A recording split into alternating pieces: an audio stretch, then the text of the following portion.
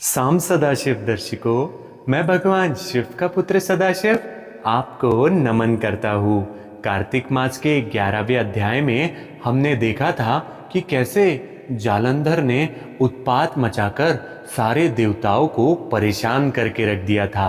आज के इस 12वें अध्याय में मैं आपका हार्दिक अभिनंदन और स्वागत करता हूँ। आज हम जानेंगे कि फिर आगे नारद जी ने क्या बताया और जालंधर ने क्या किया। अब हिंदू धर्म के कुछ लोग जिन तक ये अध्याय पहुंचते हैं उनसे मेरी विनती है कि अगर आपके पास में थोड़ा सा समय है ना, तो विष्णु पुराण में भी कहा गया है कि अगर कोई व्यक्ति इसे पूर्ण मन भाव से सुनता है तो उसका दिन तो शुभ होता ही है, लेकिन उसकी हर एक मनोकामना पूरी होती है।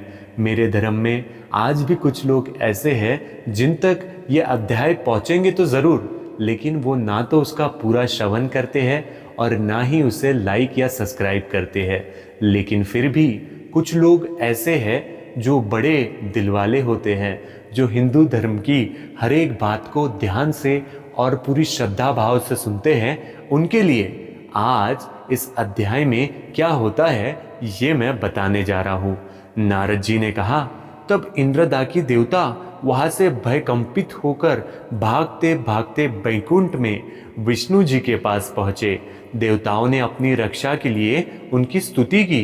देवताओं की उस दिन वाणी को सुनकर करुणा सागर भगवान विष्णु ने उनसे कहा कि हे देवताओं, तुम भय को त्याग दो, मैं युद्ध में शीघ्र ही जालंधर को देखूंगा। ऐसा कहते ही भगवान गरुड़ पर जा बैठे। तब समुद्र तनया लक्ष्मी जी ने कहा कि हे नाथ, यदि मैं सर्वदा आपकी प्रिया और भक्ता हूँ तो मेरा भाई आप द्वारा युद्ध में नहीं मारा जाना चाहिए। इस पर विष्णु जी ने कहा, अच्छा, यदि तुम्हारी ऐसी ही प्रीति है तो मैं उसे अपने हाथों से नहीं मारूंगा, परंतु युद्ध में अवश्य जाऊंगा, क्योंकि देवताओं ने मेरी बड़ी स्तुति की है। ऐसा कहकर भगवान विष्णु युद्ध के उस स्थान पर जा पहुंचे जहां जालंधर विद्यमान था। जालंधर और विष्णु का घोर युद्ध हुआ। विष्णु के तेज से कंपित देवता सिंहनाद करने लगे। फिर तो अरुण के अनुज गरुड़ के पंखों की प्रबल वायु से पीड़ित हो दैत्य इस प्रकार घूमने लगे जैसे आधी से बादल काशा में घूमते हैं। तब अपने वीर दैत्य को पीड़ित होते देखकर जालंधर ने क्रुद्ध हो विष्णु जी को उद्धत वचन कहकर उन पर कठोर आक्रमण कर दिया। दुखियों का दुखों को नाश करते आए हैं तथा ब्रह्मा विष्णु और शिव रूप धारण कर संसार की उत्पत्ति, पालन तथा संहार करते आए हैं। गदा, शड़क, पद्मा और तलवार अपने हाथों में धारण किए हैं। ऐसे भगवान आपको नमस्कार है। आप श्री लक्ष्मी के पति हैं, दैत्य का विनाश करने वाले, गरुड़ पर सवारी करने वाले, पीताम्बरधारी, यज्ञानी, समस्त क्रियाओं को परिपूर्ण करने वाले और विघ्नों को दूर करने वाले विष्णु भगवान इस प्रकार आपको बारंबार प्रणाम करते हैं। हे विष्णु, आप राक्षसों से पीड़ित देवताओं के दुखी स्वरूप पर्वत के लिए वज्र के सदृश है। आप शेष रूपी शैया पर स्नान करते हैं। सूर्य तथा चंद्रमा ये दोनों आपके नेत्र हैं। इस प्रकार स्वरूपधारी आपको हमारा बारंबार प्रणाम है। नारद जी ने कहा, जो प्राणी इस संकट को नाश करने वाले स्तोत्र का पाठ करेगा वो विष्णु भगवान की कृपा से कभी भी दुखी नहीं होगा।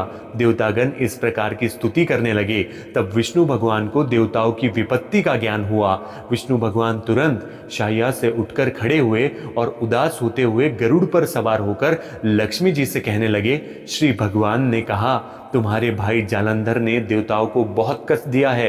देवताओं ने मुझे युद्ध के लिए बुलाया है, अतः शीघ्रता पूर्वक मैं वहां जाऊंगा। लक्ष्मी जी ने कहा, नाथ, हे कृपानिधि, मैं आपकी प्यारी पत्नी हूँ।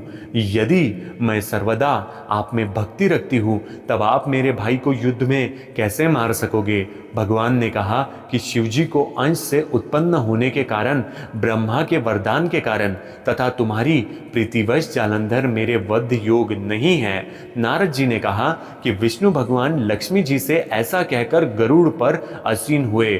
षड़क चक्र गदा और तलवार धारण किए हुए दैत्य से युद्ध करने के लिए विष्णु भगवान शीघ्रता से जहां देवतागण स्तुति करते थे वहां जा पहुंचे।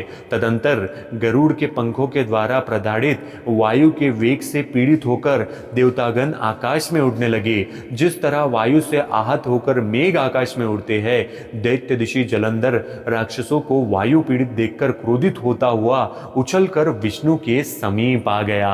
अब आगे क्या हुआ ये हम जानेंगे 13वें अध्याय में। अगर आपके पास में थोड़ा सा समय है तो आप साम सदाशिव नाम के इस चैनल को सब्सक्राइब अवश्य कीजिएगा, क्योंकि ये फ्री भी है और मैं हर दिन यहाँ आकर आपको भगवान की याद दिलाता रहूंगा। साम सदाशिव अर्पण।